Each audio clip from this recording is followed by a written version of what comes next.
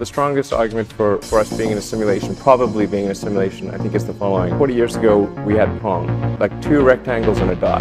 That was what games were. Now, 40 years later, we have photorealistic 3D simulations with millions of people playing simultaneously, and it's getting better every year.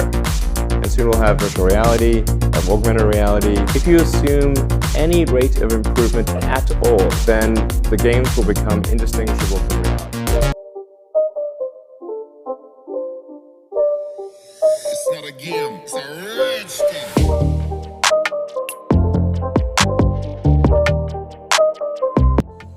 We, being Homo sapiens, are very lucky to live in this world. Earth is so vast and has endless possibilities. Our planet has about 10.1 million square kilometers of area, 8.7 million species of flora and fauna, and the list goes on and on. It's truly a heaven. But let's consider that we aren't living our lives by ourselves. Consider our life is being played as a game by unknown idiots from future. I have divided this series into two parts. In the following part, I'll discuss the possible reasons why people are playing with us.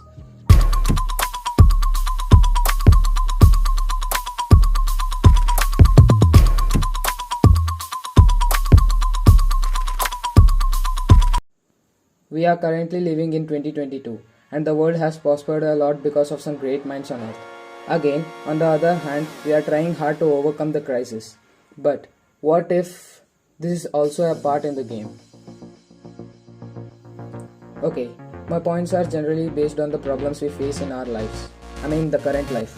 So after a constant research and thinking, I managed to make some of them. So at first, we have people who are born with silver spoons in their mouths. In the future. Due to the technological advancements, every damn work gets done within few minutes. Due to which I feel these people became lazy, stopped doing their works, and started playing with us. So again, these people are just 4% from the entire population.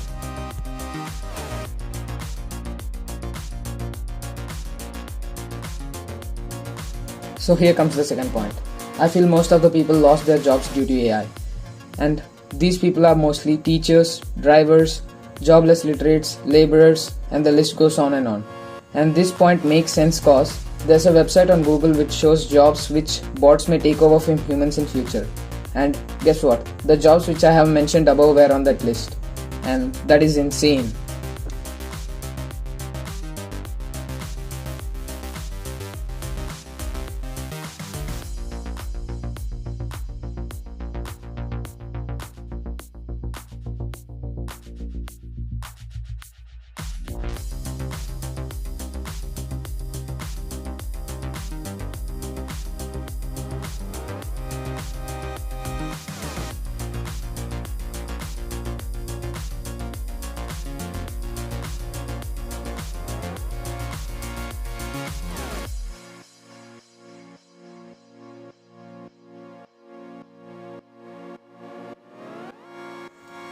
Yes, education has become a cliche.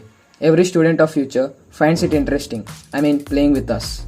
I feel even parents, schools, and various educational institutions are promoting it so that students can understand what actually life was before on earth and inculcate some good qualities out of it. And the main motive behind this is that officials want their coming generations to be best out of all and do great to their civilization. So, these were few reasons why they actually play with us. But, what do they actually gain?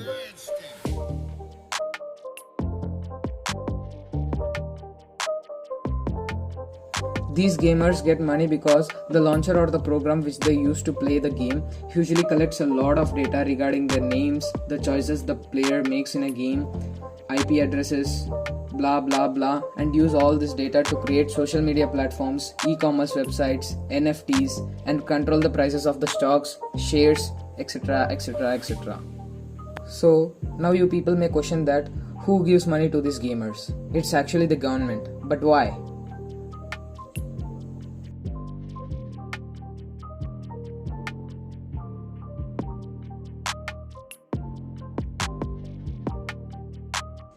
Now that's an interesting one.